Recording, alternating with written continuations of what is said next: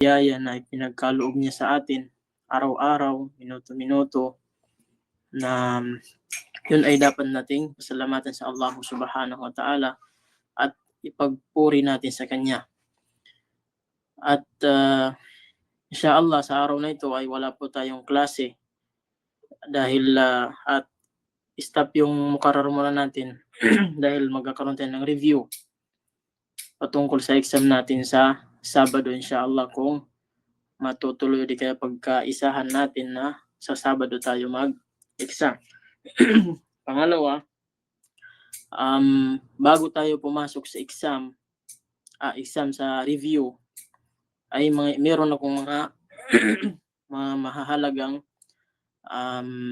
didiscusin dito, ipapaalam mo di kaya i-explain. Pero first time ko itong gagawin na pamamaraan. Inshallah ay hinihiling natin sa Allah Subhanahu wa Ta'ala na makatulong sa inyong pag-aaral dito sa mada na ito, sa subject na ito inshallah. Sana ay makatulong at sana tawfikan tayo ng Allah Subhanahu wa Ta'ala na maibigay natin sa inyo o di kaya maibigay ko sa inyo yung gusto kong iparating na pwedeng makatulong sa inyong pag-aaral dito. O di kaya pag lalo na kung yung nakabisado, kahit anong exam o di kaya kahit anong level yung papasukan nyo, ay pwede nyong yung tinatawag na makakasabay kayo. Pwede naman nating hindi masabi na mangunguna kayo, pero pwede mangyari na makakasabay kayo. Yung pinaka-importante lang dito ay napapansin natin na marami sa inyo ay mga beginners. So, at marami din yung mga medyo advanced. Meron na silang idea patungkol sa pag-aaral ng lugha. At bilang paalala sa lahat, lalong-lalo na sa mga beginners, ay kabilang sa makakatulong sa inyo ay tulungan ninyo yung mga sarili ninyo kung paano kayo magsulat ng tama, lalong-lalo na sa pagbabasa, dahil wala tayong time dito. Hindi to madrasa na meron tayong subject na imla, meron tayong subject na kiraa, meron tayong tinatawag na kitaba. Hindi to madrasa na tinatawag na kagaya ng nakikita natin doon sa mga lugar natin. Tayo, parang mga special class ito, yung mga meron dito sa mga ganitong pag-aaral, na kung saan walang ibang makakatulong sa iyo kung hindi yung sarili mo. So kailangan mo saliksik ng kaalaman, sanayin mo yung pagbabasa. Kung sa pagbabasa naman ay mas piliin mo na yung Quran yung basahin mo.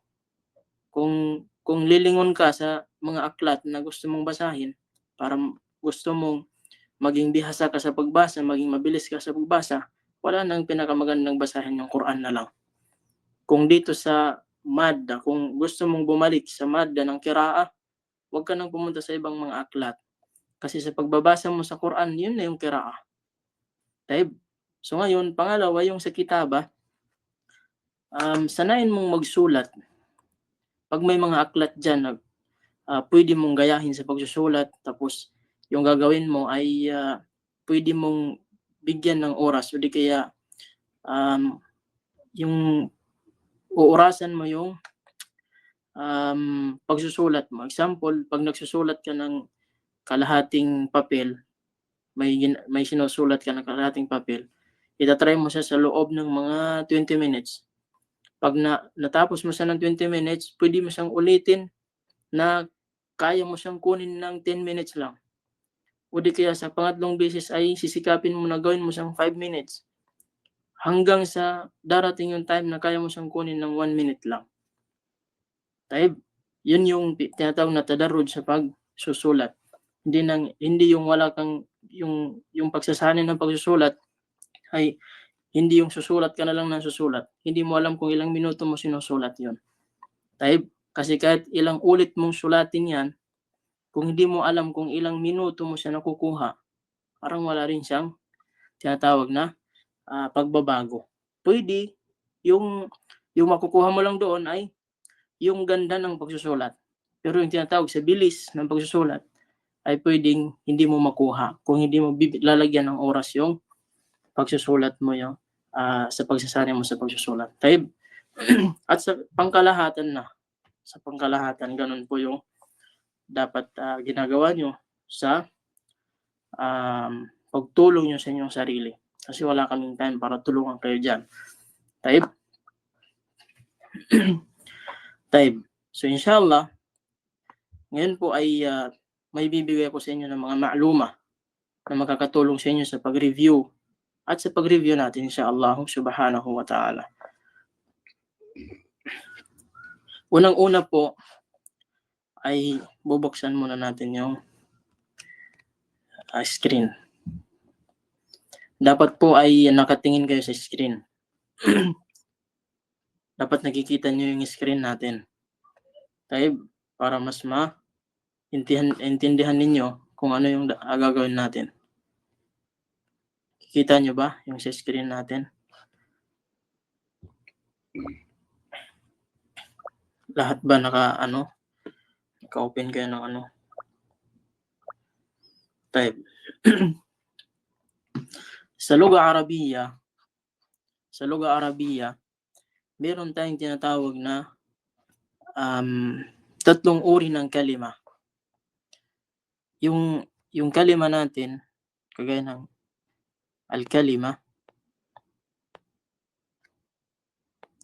al-kalimatu, meron po yung tatlong uri. Ibig sabihin nito yung salita, yung word, ay yung lingwahe ng Arab, umiikot lang dito sa tatlo na napapaloob dito sa kalima. Una sa kanya ay yung tinatawag na ismun.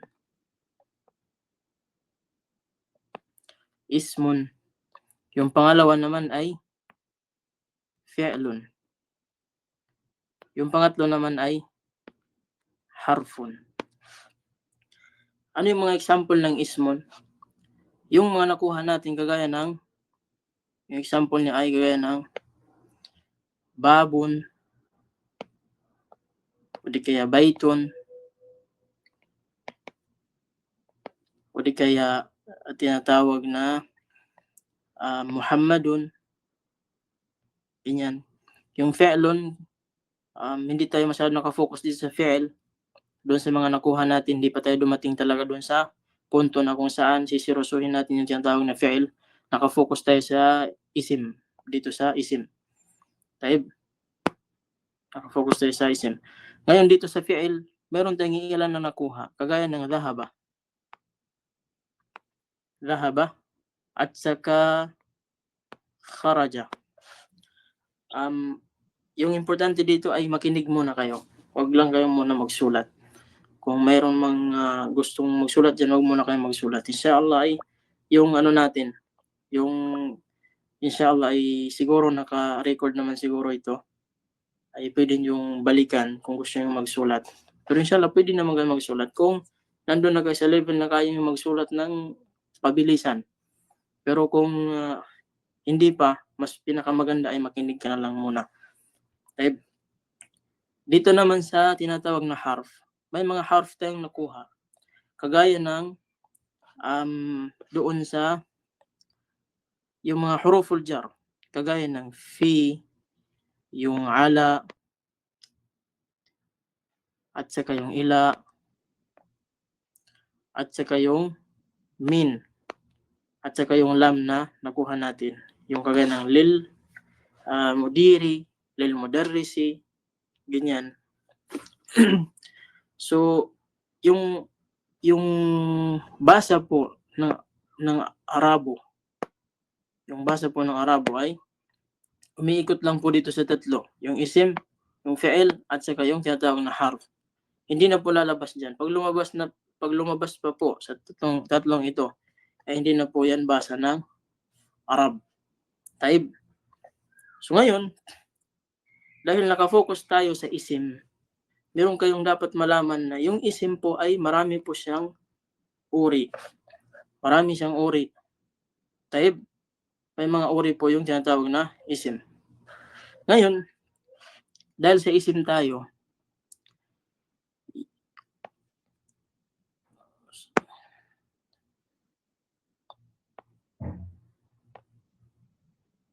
ismun, yung pangmarami niya, ito yung ismun dito ay singular, pang isa. Pag marami naman ay asma.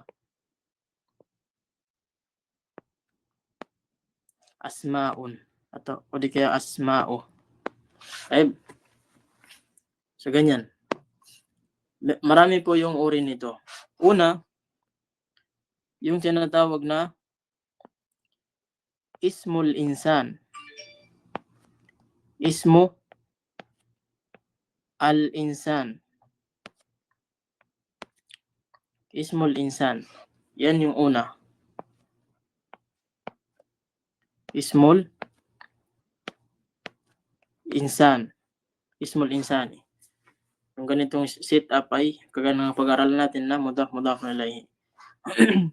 Pangalawa naman, yung pangalawa naman ay yung tinatawag na ismul hayawan. Ismul hayawan.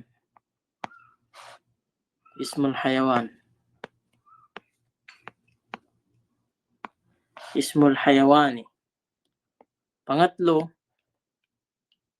ay ismun nabat.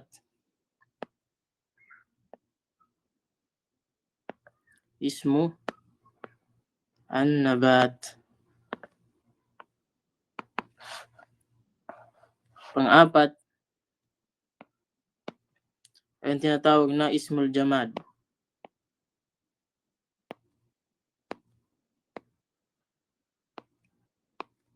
Ismul jamad. Yung panglima naman ay yung tinatawag na ismul makan. Ismul makan. Yung pang-anim naman ay ismu az-zaman.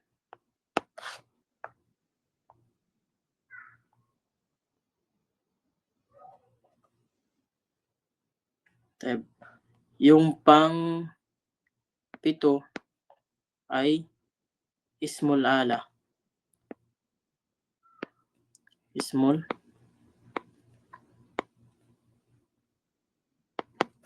Ismul ala. Ito po yung 7 uri ng mga pangalan. Yung tinatawag na ismul insan, itong pinakauna, ismul insan, ay ito po yung mga pangalan ng tao. Kagaya ng Muhammadun, di kaya Umaru, di kaya Abbas, at yung iba pang mga pangalan, basta pangalan ng tao. Dito naman sa hayawan, kagaya ng mga nakuha natin, kagaya ng hisanun, at saka jamalun, bakaratun, at yung iba pang mga pangalan ng hayop. Basta pangalan ng hayop, dito siya nakabilong sa ismul hayawan. Yung Arabic po ng mga hayop ay hayawan. Kaya kung nasa abroad ka, pag nakakarinig ka ng hayawan, na ibig sabihin may galit sa iyo, nagsasabi sa iyo. Parang may nakarelate yung mga nasa abroad. Ngayon, sa pangatlo, ismun nabat. Yung ismun nabat ay ito po yung mga pangalan ng mga pananim. Nabat, dito nakabilong sa pangalan ng itong ismun nabat. Yung nabat po ay mga pananim. Mga pananim. Kagaya ng syajara. Hindi pa natin ito nakuha na kalima.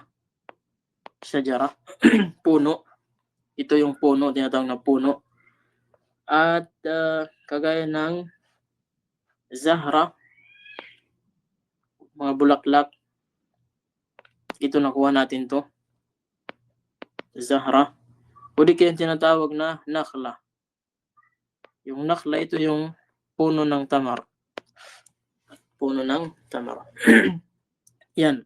Pag pangalan ng pangalan ng hayop, ay pangalan ng tinatawag na mga pananim ay dito sa nakabilong sa nabat. Taib.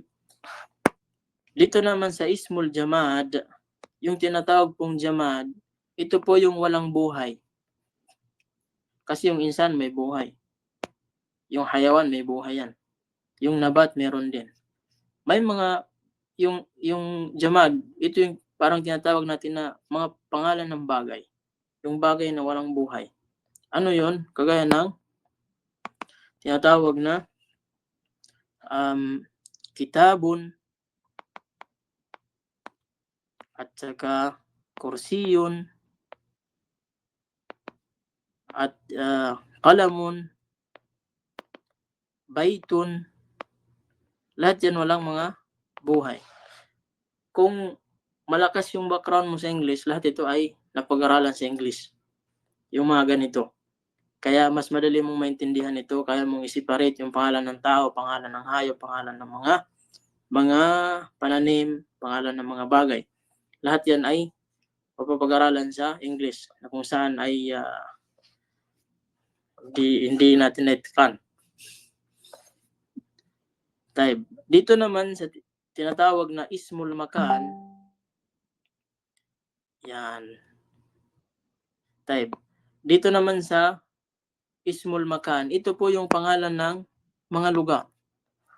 Kasi hindi mo pwedeng isali doon sa pangalan ng tao yung pangalan ng lugar. Binabanggit natin ito dahil meron itong connection doon sa gagawin nating susunod na step ngayon. Ismul makan, ito yung kagaya ng mga tatawag na masjid,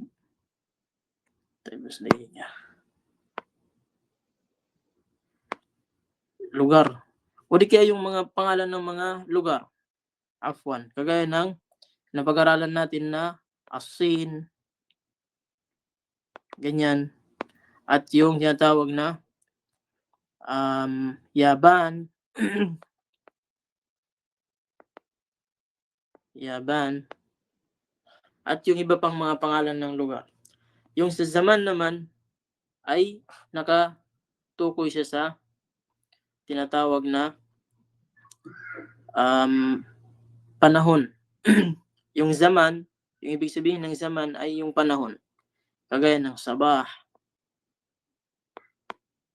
layl, layla, o di kaya yawm, sana, o di kaya ng usbu, o di kaya syahar. Ganyan. Dito naman sa mga ismul ala, itong ismul ala ay pwede itong makabilong dito sa jamad. Dito sa tinatawag na jamad. Dahil wala rin itong mga buhay. Mga kagamitan nito, kagaya ng miftahun, ganyan, at saka yung tinatawag na yung iba pang mga uri ng mga bagay na ginagamit sa yung mga kagamitan na ginagamit sa isang bagay na ito yung kagaya ng kung sa ano pa natin, kagaya ng yung mga martilyo, yung mga kutsilyo, mga kagamitan. Ngayon, yung iba dito ay hindi masyado hindi pa natin nakuha, hindi pa natin masyado importante. Yung pinupoint lang natin dito ay malaman niyo na may mga uri po yung mga pangalan. Meron tayong tinatawag na ismul insan, ismul hayawan, ismul nabat, ismu al-jamad, at ismu al-makan, ismu zaman, at saka ism al-ala. Meron din mga pangalan na hindi siya direct pangalan, pero tinatawag din siyang pangalan sa lugha Arabiya. Kagaya nung nakuha natin na ano ba yun? Yung tinatawag na asmaul isyara. Yung asmaul isyara na asma, تفضلي تفضل يا أخ وليد. أسماء الإشارة. عليك شيخ. السلام. Yung sa ano Sheikh, yung sa ismul az-zaman, nakalimutan ko Naam. yung ano. Sa zaman, yung zaman ay nakatukoy siya sa panahon. Kagaya ng umaga, hapon, Check gabi. lang. Hapon. Asmaul Isyara, ito yung nakuha natin. Kagaya ng hada, at saka hadhihi, at saka dhalika, at saka tilka. So yan. Sa pangalan pa lang, asma, isim. Taib. Pag mag-isa lang, tatawag itong ismul isyara. Pag marami, asmaul isyara. Taib. Meron din tinatawag na damir. Meron po tayong tinatawag na damir. O di kayong mga damair. Kabilang din sila sa pangalan. Hindi naman siya direct na pangalan, pero minsan sila yung pumapalit sa pangalan ng tao. Yung mga damair. Yung damair. Yung tumutukoy. Ito yung tagatukoy. Yung damair. Taib. Pero nakasiparate po ito. Hindi to kumakabit sa mga kalimat. Kagaya ng nakuha natin, kagaya ng ana, di ba? Hindi siya direct na pangalan ng tao, pero ikaw yan. Taib. Kagaya ng anta, at nakuha rin natin yung huwa, nakuha rin natin yung hiya. Yung dito po banda is medyo kabisado na natin ito. Nakuha natin paano gamitin yung hada, yung hadhihi, yung dhalika, yung tilka, yung ana, ako, yung anta, ikaw, yung huwa, siya na lalaki, yung hiya, siya na babae. Taib. Ngayon ay dahil alam na natin yung mga parte ng mga pangalan, mga uri ng mga pangalan. Although sa iba ay meron pang karagdagan dito, lalong-lalo na dito banda, ay meron pang mga pangalan na hindi pa natin nakuha. Ay yung hinahabol lang natin dito yung mga nakuha lang muna natin. Kasi meron pang mga pangalan na iba, kaya na Asmaul Mausula, ganyan. Taib. So, kailangan natin muna mag-focus dun sa mga nakuha natin. Dahil halos ito nakuha natin, sinisiparit lang natin siya. Taib. Ngayon, dahil nakafocus tayo sa asma, pupunta tayo ngayon doon sa about sa pangalan. May mga masyayikh, may mga doktor na may ginagamit silang pamamaraan ng pagpapaliwanag. Kaya lang, hindi ko alam kung maintindihan nyo, magigits nyo. Pero ganito po yung paliwanag niya. Sa Arabic kasi, pag gagawa ka ng sentence, may dalawang uri po yung paggawa ng jumla. Siyempre, yung mga hiwar, mga sentence doon na nakuha natin sa aklat, ay halos mga jumla, mga sentence yun. So ngayon, sa Lugha Arabiya, may dalawang uri yung sentence. Sa Arabic po yung sentence ay jumla. Jumla. Jumlatun. Taib. Yung una po sa kanya ay tinatawag na jumla ismiya.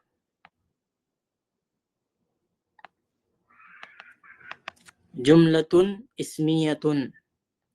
At yung tinatawag naman na pangalawa ay jumlatun fi'liyatun. Jumlatun fi'liyatun. طيب جملة اسمية.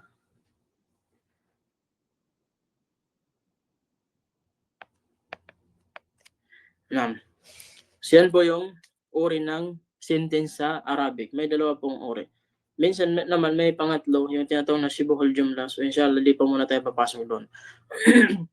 Dito muna tayo sa dalawang uri dahil ito yung pinaka-basic po pag nag-aaral ka ng luga. Ito po yung pinaka-basic na mapapag-aralan mo. Siyempre, magbabasa ka ng aklat, kahit yung aklat na ginagamit natin, walang isa-isa doon na mga kalimat. Maliban na lamang ay pumapasok sila sa sentence. So ngayon, dahil pumasok siya sa sentence, dapat ninyong malaman na yung uri ng sentence ay dalawa. Yung tinatawag na jumla ismiya, jumla fi'liya. Ano ba yung tinatawag na jumla ismiya? Yung jumla ismiya, tinatawag, familiar ba sa inyo yung tinatawag na ismiya? Yung ismiya po ay kinuha sa isim. Isim. Kinuha sa isim, ismun, pangalan. Ibig sabihin, ito yung jumla, sentence, na nagsisimula ng pangalan. Kaya kanina, pinaalam natin yung mga uri ng pangalan. Dahil pag gagawa ka ng jumla ismiya, sabi dito, yung jumla ismiya, ito yung sentence na nagsisimula ng pangalan. So ngayon, lahat ng pangalan na nakuha natin kanina is pwede siyang, pag sila yung nauna sa sentence, dito sila nakabilong. Taib. Dito naman sa pangalawa, ito po yung tinatawag na jumla fi'liya. Yung tinatawag na fi'liya, ito yung fi'il, yung gawa. O di kaya yung action. Taib. Ito yung sentence, sabi niya, na nagsisimula ng action. Kagaya ng, dito sa jumla fi'liya, ismiya, bibigyan natin ng example, kagaya ng, hada baytun. Yung hada, isim. Nakabilong siya doon sa mga asma kanina na nabanggit natin. Ngayon, nagsisimula siya ng isim. So, dito siya makakabilong sa jumla ismiya. Taib. Dito naman sa jumla fi'liya, ay ito yung jumla na nagsisimula ng action, fi'il, ng gawa. Kagaya ng dhahaba. Mama na dhahaba. Umalis siya. Umalis. Naam. Dhahaba Muhammadun ila al-masjid. Dhahaba Muhammadun ila al-masjid. So ngayon, kung papansinin ninyo, ito po ay sentence. Ito ay sentence. Ngayon, paano mo malalaman yung sentence na yan ay sa jumla ismiya o di ka sa jumla fi'liya? Malalaman mo yan doon sa naunang kalima. Ngayon dito sa hada baytun, yung naunang kalima ay hada. Ano siya? Isim o fi'il. Doon ka lang sa dalawa. Magbabase. Itatanong mo sa sarili mo, yung kalima na hada, pangalan ba siya o di kaya action, yung gawa? Pero dahil hindi siya gawa, hindi siya action, so wala siyang ibang mapupuntahan is dito sa pangalan. Taib. Dito naman sa kalima na dhahaba, alam natin na yung dhahaba ay action, hindi siya pangalan. Taib. Kasi dhahaba umalis, so merong action na nangyari. Yung hada walang action dito, nagsasalita ka lang. Taib. Dhahaba, umalis. So ibig sabihin, bilong siya sa jumla fi'liya. Taib. Pero dahil limited lang yung napag-aralan natin dito sa jumla fi'liya, dahil limited lang yung napag-aralan natin sa jumla fi'liya, dito tayo ngayon magfo-focus sa jumla ismiya. Dahil halos lahat ng nakuha nating mga sentence doon sa mga lessons na nakuha natin ay halos nasa jumla ismiya. Taib. Bago tayo mag-proceed, naintindihan nyo ba yung ating yung ating paliwanag? Baka meron kayong katanungan saglit. Pwede kayong magtanong muna sa mga nabanggit natin bago tayo mag-proceed.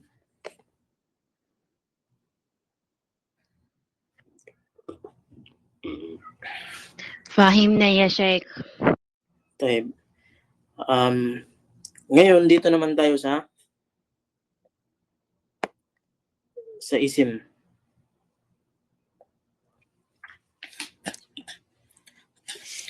Tayo. Sa jumla ismiya, may mga Arabo na banggit natin kanina, may mga doktor na ganito yung paraan ng nila dito sa jumla ismiya. Sabi nila, may isang company na yung pangalan niya ay jumla, yung pangalan ng company ay jumla ismiya.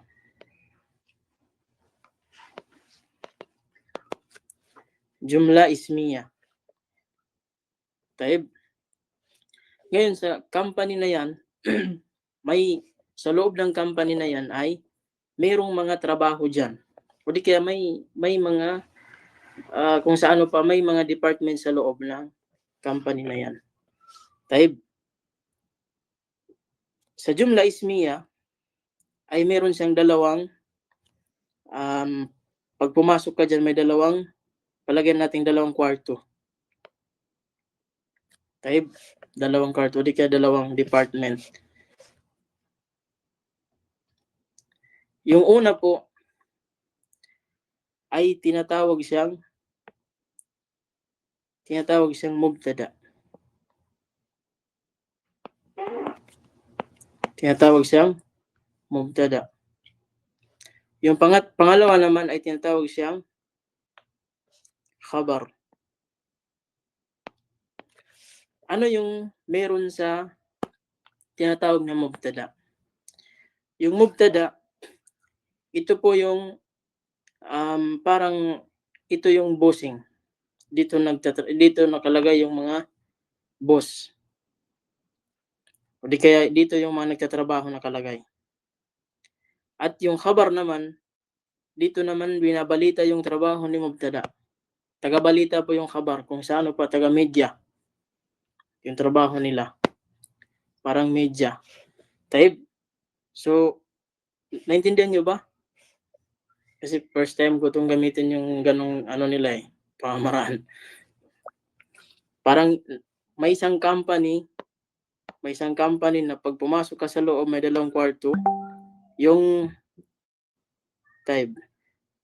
yung una po ay tinatawag na yung unang kwarto ay o di kaya unang opisina ay yung tinatawag na mubtada. Yung pangalawa naman ay yung tinatawag na khabar. Ngayon, dahil naghahanap sila ng trabaho, ng trabahante, may mga kondisyon silang kinakailangan.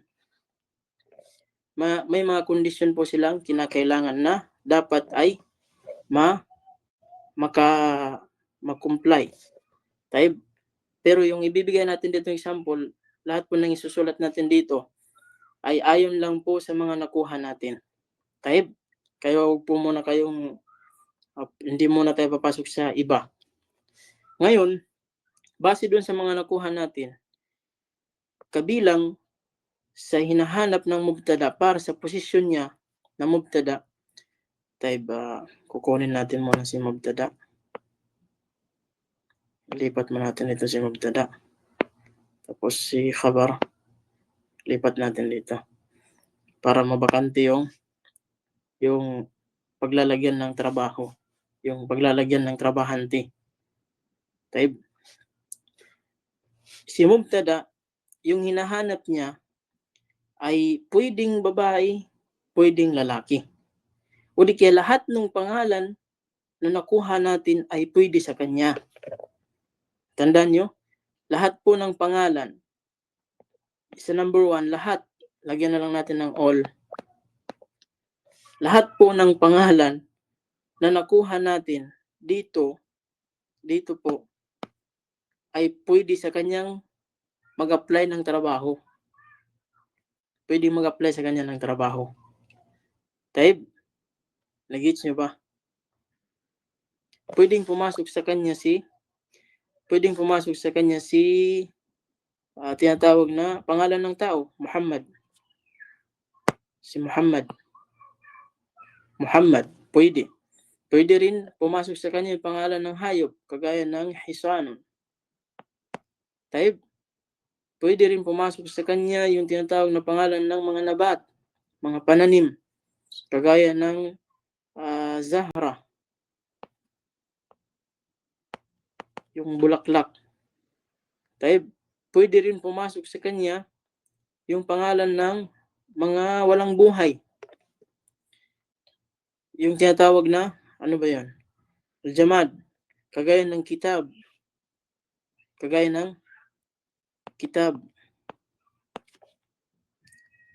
Pwedeng pumasok sa kanya. Kaya lang, at yung mga iba pang mga pangalan, kagaya ng Miftah, kagaya ng Hada, pumapasok po sa kanya yung Hada. Taib. Ngayon, dito sa all, yung all, ay merong iilan dito na pwede silang mag-apply pero may condition sa kanila pag pumasok sila dito sa trabaho na ito. Kagaya ng pangalan ng Ismul Jamad o di kaya An-Nabat. Yung sa number 2, lagyan na lang natin ng numbering. Itong number 2 at saka number 3, number 4, type, at saka yung tinatawag na itong ala, dahil kabilang naman to sa Jamad, walang buhay. So palagay na natin itong 4. Pangalan ng hayop, pangalan ng bagay, pananim, pangalan ng bagay, pangalan ng mga gamit. Type.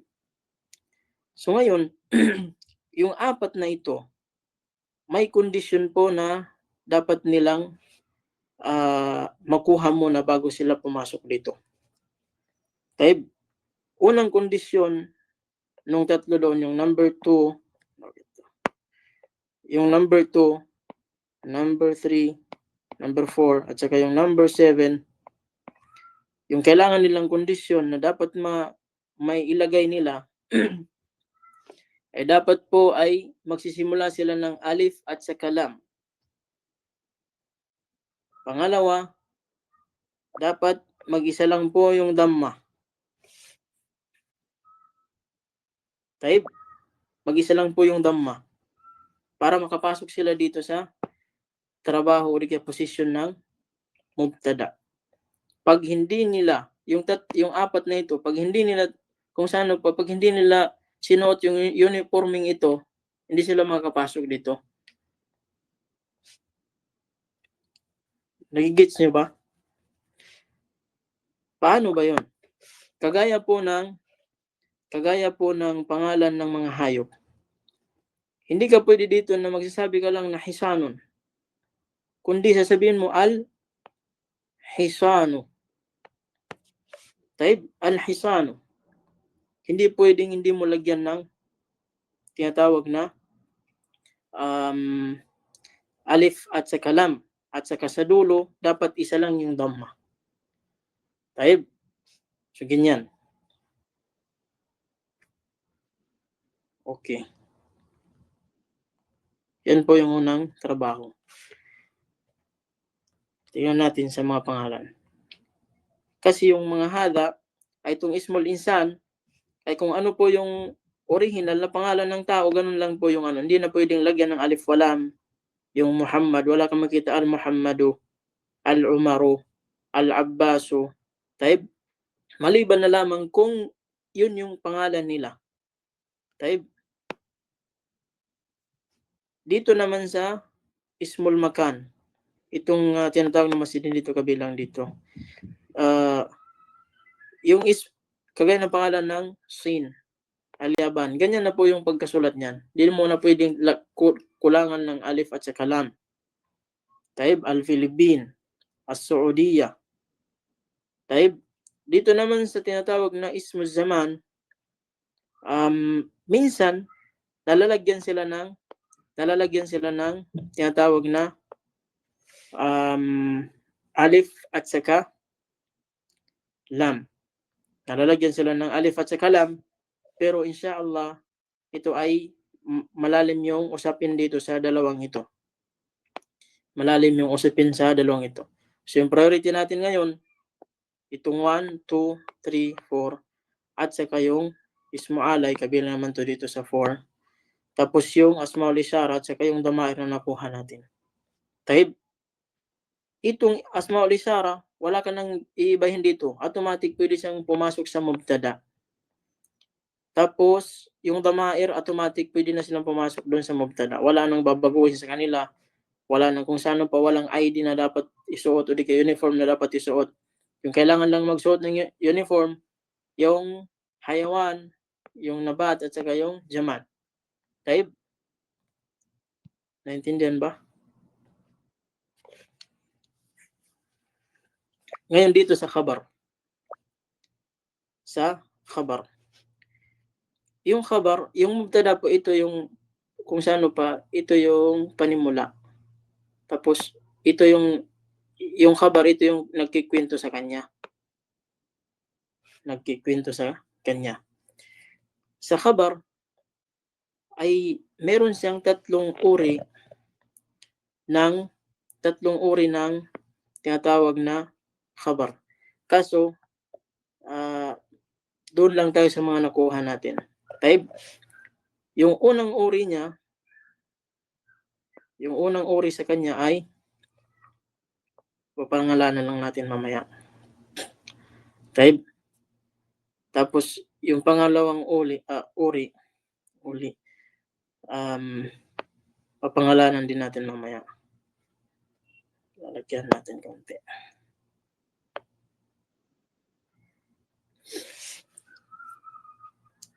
Ganito na lang. Ganyan lang natin. Tapos yung pangatlo, pwede naman siyang ganyan. Taib. So, ganyan. Pero medyo nakakalito, intindihin nyo na lang. Kasi baka rin may makuha kayong faida. Taib. Pag sinabi mo, dito ay hada, example hada yung gagamitin natin dito sa mubtada dahil tinatanggap naman siya dito sa mubtada. Kagaya ng yung mga pangalan doon na nakuha natin, pwede rin siyang pumasok dito sa trabaho ng khabar. Pwede rin siya pumasok ng khabar. Kagaya ng pag tinuturo mo lahat ng nandoon, pag hada yung ginamit mo, tapos tinuro mo lahat ito, yan. Pag tinuro mo yan, yung 1 hanggang 4, kagaya doon sa mga nakuha natin, kagaya ng pag sinabi mo, pwede silang pumasok dito sa khabar. Sample, hada Muhammadun. Ito ay si Muhammad. O di kaya, kung sa mga hayawan, sasabihin mo, hada hisanun. Taib. Kung sa mga nabat naman, pwede mong sabihin na hadihi, hada at saka hadihi, pwede siyang pumasok dyan. At saka yung dhalika, yung tilka. Pwede mong sabihin na hadihi baqaratun. Baqaratun. Taib. Ngayon, dito na position, yung condition dito ay kasalungat ng condition dito sa mubtada. Kasi dito sabi niya, kailangan magsuot ng uniform si Al. Suotan ng Al. At saka kailangan isa yung ID. Dito naman, kailangan pinagbabawal niya yung Al. Bawal sa kanya. Bawal din sa kanya yung dalawang isang dhamma. Bawal sa kanya yan. Kailangan is dalawa. Kaya sasabihin mo, hadihi baqaratun. Baqaratun. Walang alif, walam, at dalawa yung dhamma. Taib, pag gagawa ka ng sentence, ganyan po yung gagawin ninyo. Hindi po pwedeng yung tinatawag na ano lang, yung wala sa pattern. Taib. Pangalawa ay kagaya nung nakuha natin sa mudaf at saka mudafun ilayhi. Yung mudafun ilayhi po, naam, unahin mo natin yung, kasi nakuha natin yung huruful jar. Nakuha natin yung huruf al-jar. Ibaba natin yung tinatawag na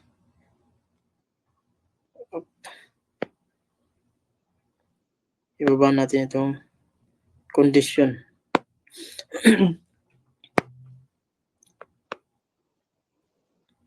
Example, pangalan ng jamad o di kaya pangalan ng mga bagay. Kagaya ng al-bait. O di kaya pangalan ng tao. Pwede natin sabihin pangalan ng tao. Ahmad. Pangalan ng tao. Yung pangalan na Ahmad, hindi niya kailangan yung condition dito. Hindi niya kailangan yung condition dito kasi pangalan ng tao siya. Taib, Ahmadu. Ngayon, pwedeng sabihin mo na Ahmad Jamilun. Pwede mo sabihin na Ahmadun Jamilun. O di kaya Talibun. Tandaan nyo na yung condition ng khabar, ganyan po siya. Kailangan wala pong tinatawag na alif at saka lam. Ahmadu Jamilun. Si Ahmad ay guwapo. Si Ahmad ay estudyante. Si Ahmad ay mudarris. Si Ahmad ay mudir. Si Ahmad ay tajir. So, ganyan. Ngayon, doon naman sa merong harfu jar, pag sinabi mo si Ahmad ay nasa loob ng bahay, ay papasok na yung tinatawag na fi. Pwede mo nang gamitin si fi, pero pag meron pong fi, kailangan mong ilagay yung condition na itong sa lam. Itong lam. Kailangan magsimula ka ng alif at saka lam. Example, bait. Fil baiti. Tapos yung trabaho ng fi ay kinakasra niya yung tinatawag na isim. Kinakasra niya yung tinatawag na isim. Type.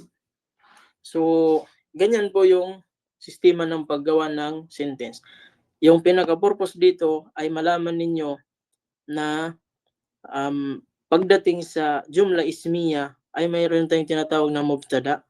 Na yung mubtada na yun ay lahat ng mga pangalan na nabanggit natin kanina ay pwede po silang pumasok, pwede silang maging mubtada doon sa unahan mismo ng jumla. Taib. At saka yung mga nabanggit natin, itong ismul hayawan, ismul nabat, ismul jamad, isim al-ala ay kailangan meron silang alif at saka lam at saka isang damma sa unahan. Lagi pong damma. Yung trabaho po ng tinatawag na mubtada ay kailangan niya na maging damma yung tinatawag na haraka. Yung haraka dito sa mga pangalan na ito. Itong apat na ito. Kaya dito naman sa khabar, malalaman ninyo na yung jumla ismiya meron tayong tinatawag na khabar. Siya yung nagkikwento kay mubtada. Malalaman nyo yan sa kahulugan. Minsan hindi nyo mapapansin. Saan ba yung mubtada dito? Saan ba yung khabar dito? Intindihin nyo po yung ibig sabihin ng mga kalimat. Kaya kailangan alam nyo yung mga meaning ng kalimat. Dahil pag ginawa nyo siya ng jumla, malalaman nyo dito kung sino dito yung nagkikwento doon sa mubtada. Kasi pag sinabi, ito ay bakara. Ito ay bakara. Siya ay bakara. Tahib. Yung tinawag niyang bakara ay itong si Hadihi. Tapos ito nga si Muhammad, sabi niya, Ahmadu Jamilun. Ahmadu Jamilun. Sabi niya, si Ahmad, sabi niya, ay gwapo. Kinikwento niya yung performance ni Ahmad dito sa trabaho niya na mubtada. Tahib. Wadih ba? Naintindihan niyo ba? o nawawala na? Taib. Kasunod niya, dahil nakuha natin yung mudaf at saka mudafun ilayhi, yung mudaf at saka mudafun ilayhi nakuha natin, yung mudaf at saka mudafun ilayhi po ay pwede po silang pumasok, di ba nakuha natin mubtada, lagyan natin mubtada at saka khabar. Yung mudaf at saka mudafun ilayhi, yung mudaf at saka mudafun ilayhi ay pwede silang maging mubtada at saka khabar. Mudaf at saka mudafun ilayhi.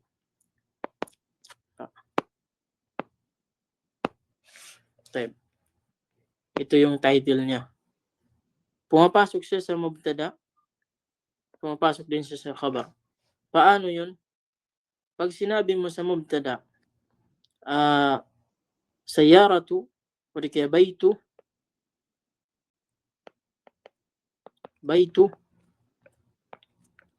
al-mudiri,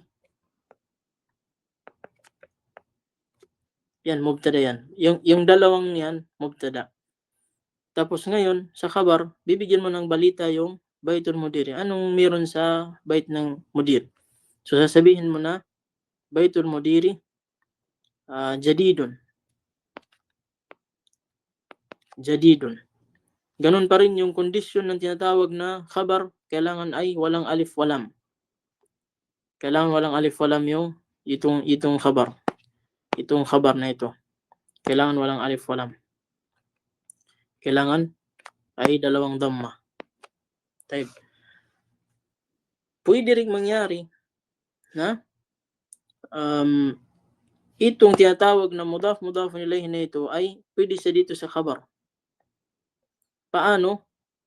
Pwede mong sabihin na hadha. Ngayon hadha naging mubtada na siya. Mubtada na siya ngayon. Paano mo ito ngayon gagawin khabar? Sasabihin mo hadha baytu al-mudiri. Ngayon, yung bayt dito, baytul mudiri, khabar na siya. Siya na ngayon yung nagbabalita dito sa hadha. Taib. Dito kanina, siya yung mubtada, tapos yung balita sa kanya ay bago. Ngayon, tinuro siya ni mubtada. Sino yung tinuro niya? Yung bayt ng mudir. Taib. Wadih ba? Naintindihan niyo ba? Dito po sa tinatawag na mubtada ng tinatawag na mudaf. Ito mudaf.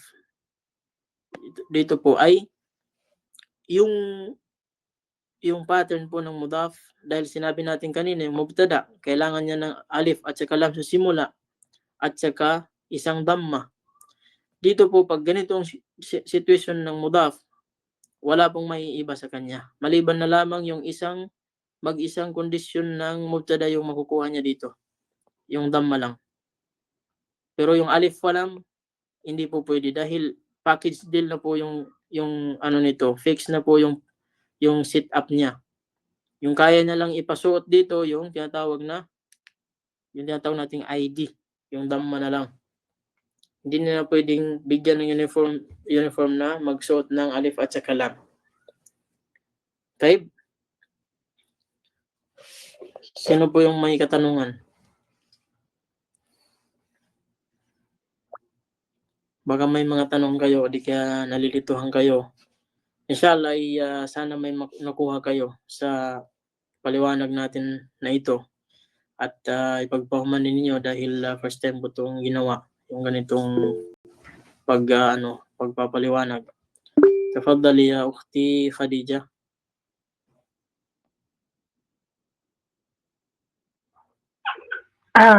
Sorry Sheikh kasi kasi ako hindi ko nabutan ng sala. No. Sheikh, ano pa nga yung sa jumlatun ismiya? Naam. Yung mubtada tsaka ano yung Mubtada at isa? saka khabar.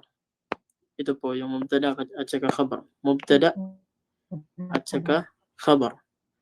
Al-mubtada wal khabar. Shukran, Sheikh. Taib, mubtada at saka khabar.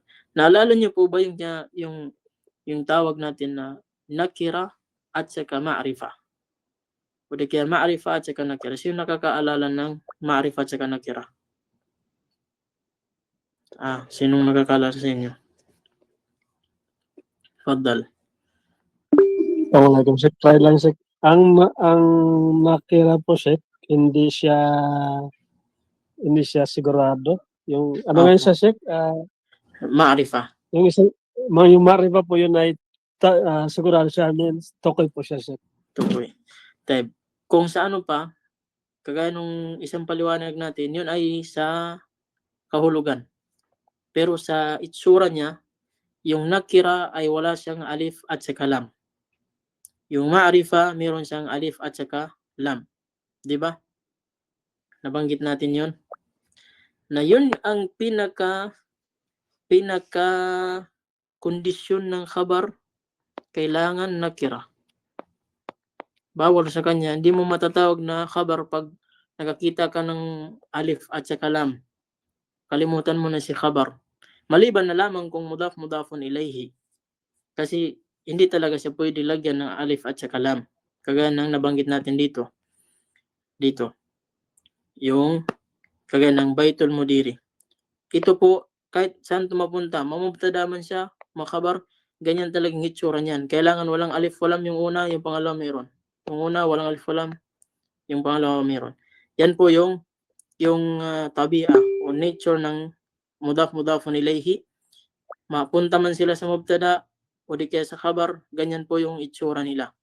Hindi na po yan pwedeng lagyan ng alif at saka lam yung bait. At saka hindi rin pwedeng tanggalan ng alif at saka lam yung mudir. Kailangan ganyan po yung setup ng mudafun ilayhi. Pwede silang mauna sa jumla, maging mubtada, pwede rin silang mahuli sa jumla. Kagaya ng khabar. So, nabanggit natin kanina na yung kabilang sa pinakaunang kondisyon ng tinatawag na khabar, yung tinatawag na nakira. Kailangan wala siyang alif walam. At yung sa mubtada naman, kabilang sa kondisyon na ay yung tinatawag na ma'rifa. Ma'rifa. Kailangan siyang merong alif at saka lam. Kailangan merong alif walam yung mubtada. Natukoy natin kanina kung sino dapat merong alif at saka lam. Yung tinatawag na yung apat na ito. Dahil kondisyon niya yung ma'rifa, lahat po ng pangalan ng tao ay ma'rifa na po yan. Kahit wala pong alif walam, dahil ma'rifa na po yan. Tukoy na po kung sino. Example, magsabi kang Muhammad, tukoy na po kung sino si Muhammad. Pag sinabi mo si Ahmad, tukoy na po kung sino si Muhammad. Maryam, Fatima, natutukoy na po yan kung sino. Sigurado na po na siya lang yung nagmamayari ng pangalan na Maryam doon sa yung pinupoint mo na tao. Taib, tafaddal. Sino ba yung may tanungan? Si Siti?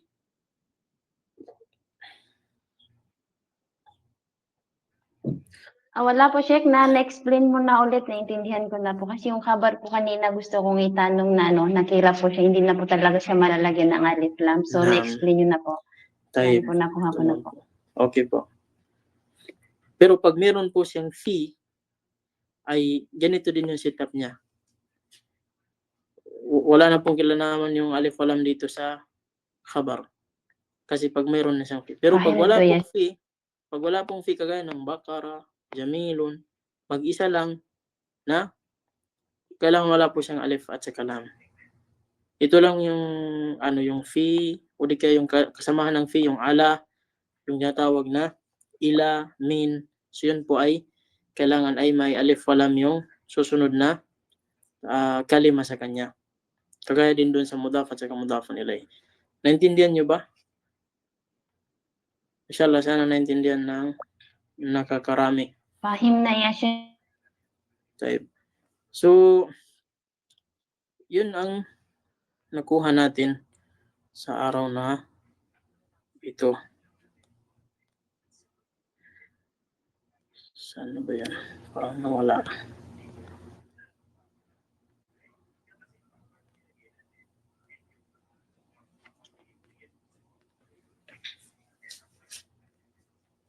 Taib. Parang marami nagtaas ng kamay. Oh. Taib. Kung mapapansin ninyo, ganyan po yung setup niya. O, kukuha lang tayo ng mga ilang ano dito sa mga hiwar. Kagaya ng hada masjidun. Hada masjidun. Alam nyo na kung saan dito yung mubtada, saan dito yung khabar. At saka anong oring jumla ito. Jumla ismiya dahil nagsimula siya ng pangalan. Tapos tingnan nyo yung masjid, lagi po siyang walang alif walam. Yung bab, lagi po siyang walang alif walam. Kasi dapat kailangan nakira, walang alif at saka lam. Kalamun, miftahun. Ganyan po yung ano sa kanya. Yung sa khabar. Kailangan walang alif walam at saka dalawang damma yung ano sa kanya.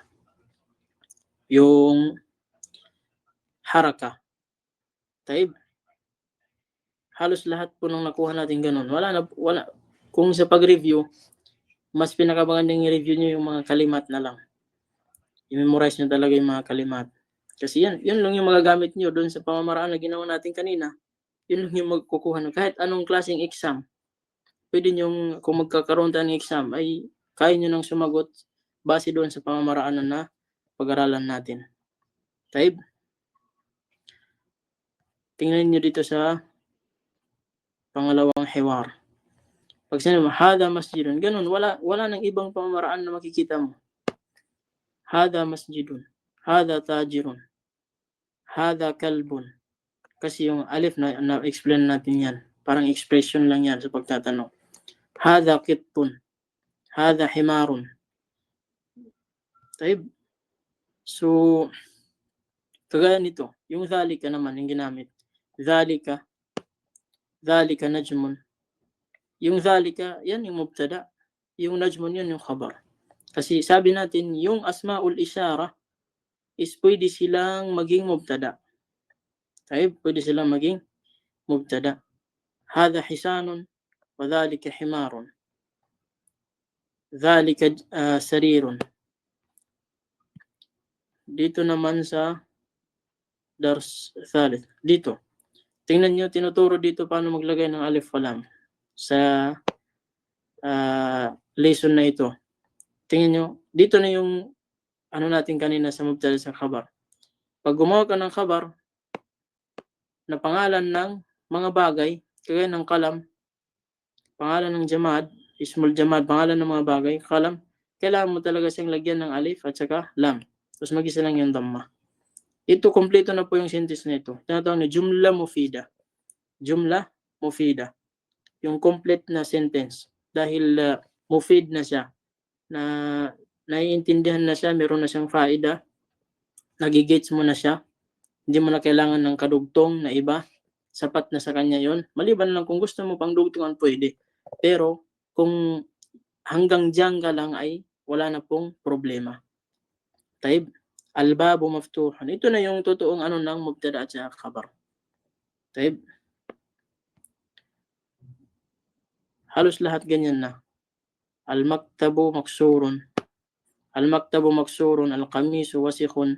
Al-masjidu maftuhan. Mubtada khabar. Mubtada khabar. Dahil nakafocus po lahat ng mga example dito, mga sentence dito, nakafocus po siya sa jumla ismiya. Sentence na nagsisimula ng tinatawag na pangalan. Na nabanggit natin kung ano yung mga pangalan na kailangan niya ng alif at saka lam. Nabanggit rin natin ano yung mga pangalan na hindi kailangan ng alif at saka lam. Pag sa situation ng mubtada. Pag sa situation naman ng khabar, alam natin kung sino yung mga pangalan din na hindi kailangan lagyan ng alif at saka lam. So ganito na yung mga example ng mubtada sa khabar. Al-mudarrisu jadidun, al-labanu baridun, al-hajaru kabirun. Taib. So yan, yung mga assignment na nakuha ninyo, kagaya ng dito. Yan. Yung mubtada yung inihingi dito. Kaya lang hindi na binanggit dito. Kasi hindi talaga yan yung ano natin. Hindi pinangalanan dito ano si mubtada, yung tawag sa mubtada, tawag sa khabar. Yung pakay lang natin dito kaya na binanggit natin sa inyo para meron na kayong idea. Meron na kayong idea kung ano yung tinatawag na mubtada at saka ano yung tinatawag na khabar. Dahil nakafocus tayo sa jumla eh. Nasa sentence tayo nakafocus. So dapat alam ninyo kung ano yung tinatawag na sentence dito. Kasi maraming uri yung sentence. So nakafocus po yung mga amthila dito, mga example sa jumla ismiya. Sa sentence na nauuna yung nagsisimula ng tinatawag na pangalan. Type. So, ganyan.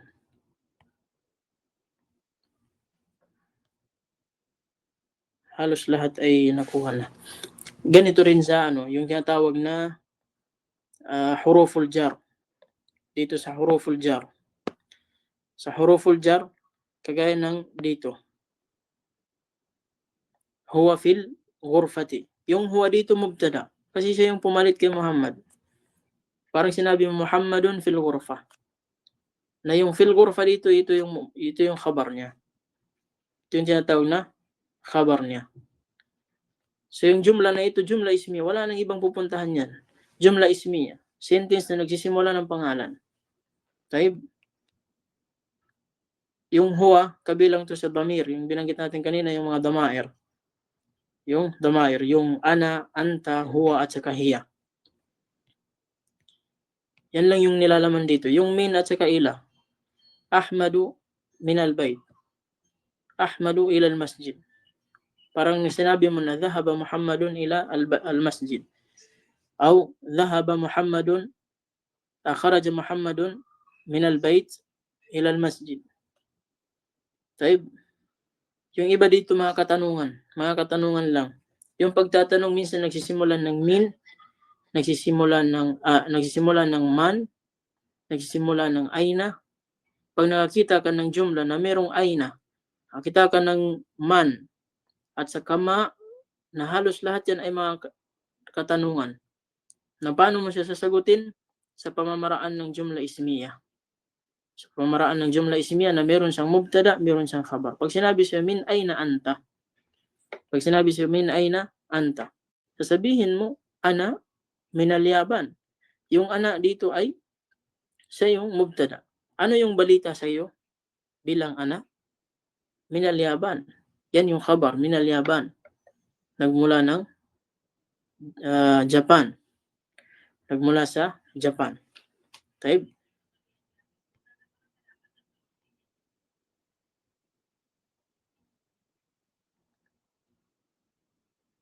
Naam.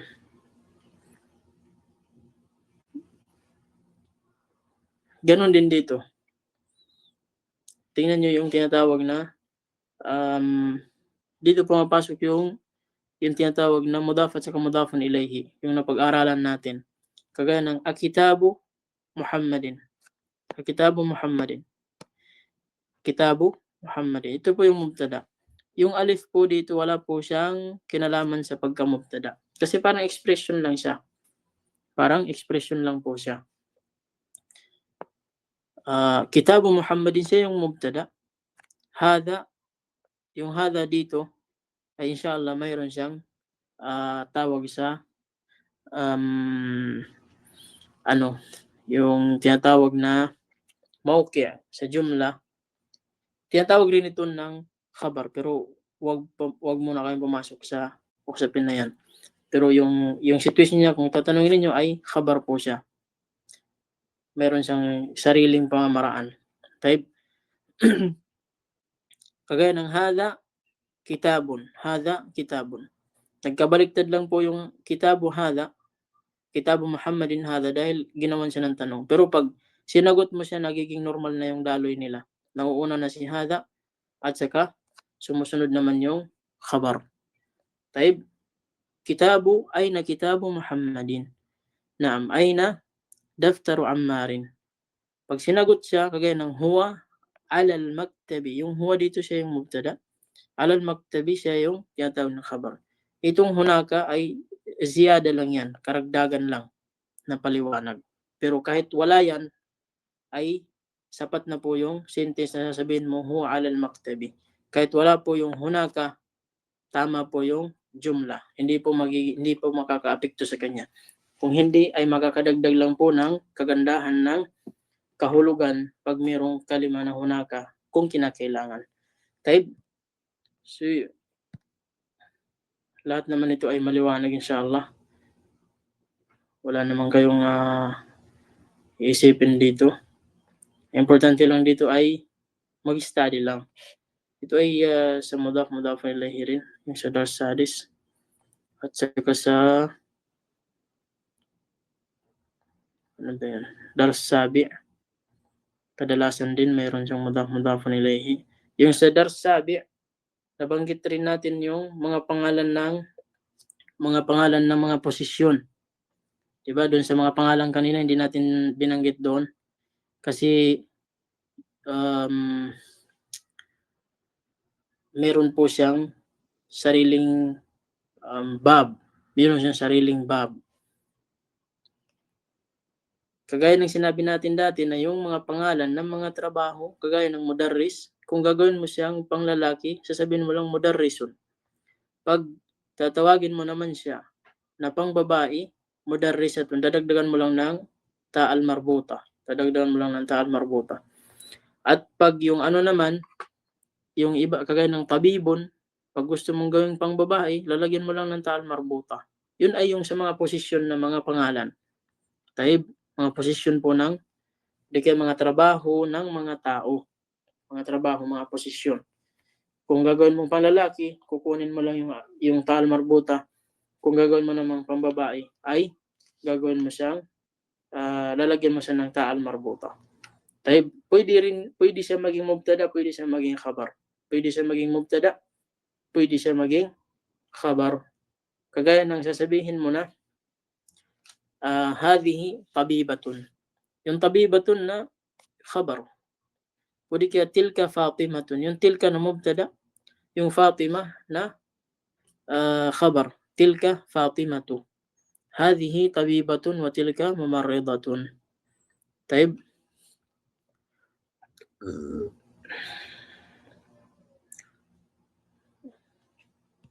Wala na. Taib, may mga tanong ba kayo? Inshallah, madali lang yung exam natin. Madali lang yung exam natin.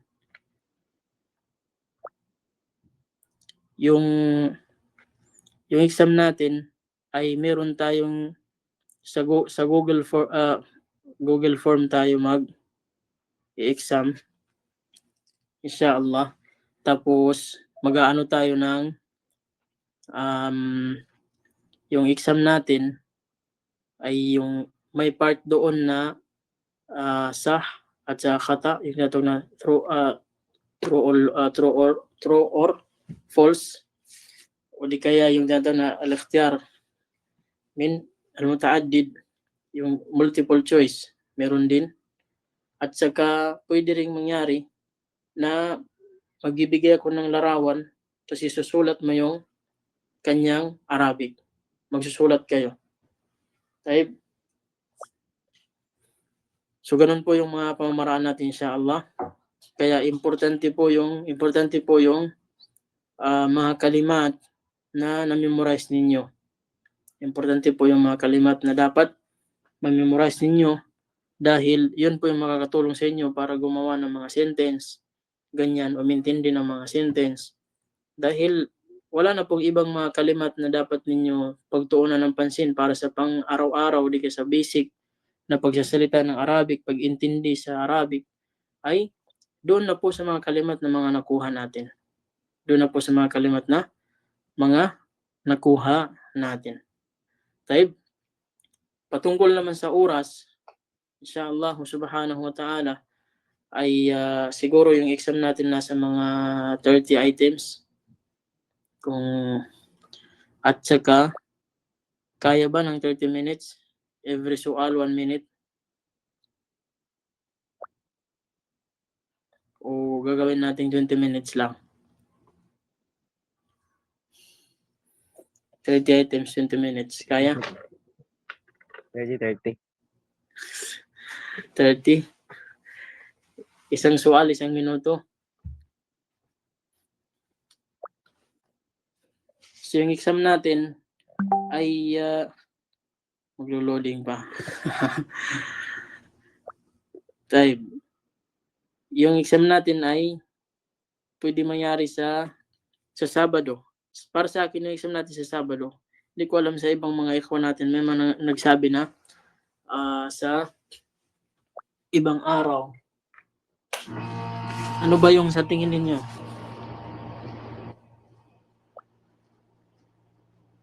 Ano ba sa tingin ninyo yung magandang araw?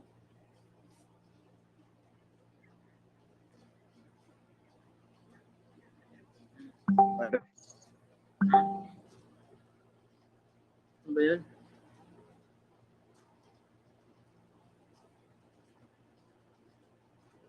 Ibang araw. Ano ba yung kailangan natin mag-ittifaq kung anong araw yung exam natin. Ano yung suggestion nyo na araw na pwede